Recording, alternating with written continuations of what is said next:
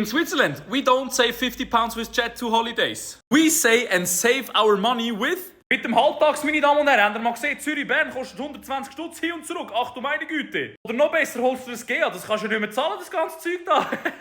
Or, in Switzerland, we also say... Hey, schau mal Hans, hast du gesehen? Migros hat da wieder Sachen abgeschrieben.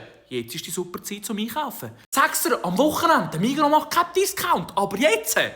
Unter der Woche, es ist die beste Zeit zum Posten. Was für unseren Jet 2 für die Ferien, da 50 Franken pro Person. Im Migros gibt's wieder eine 2 für 1 Aktion. Da muss ich zuschlagen. Also mal ernst, die Clips, die ihr da aufladet und die ich zugeschickt bekomme von euch. Was erlebt ihr alles in den Ferien? Ich meine, ich denke schon, meine Ferien sind chaotisch, aber dann sehe ich eure Videos. Ach du meine Güte, ihr übertreibt es ja komplett.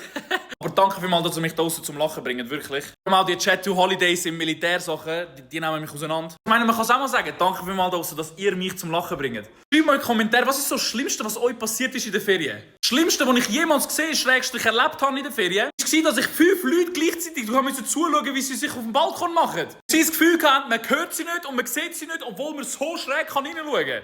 Die einzige Frage, die ich mir da stelle, hoffentlich haben sie gespart bei Jet2Holidays, die 50 Stutz, oder?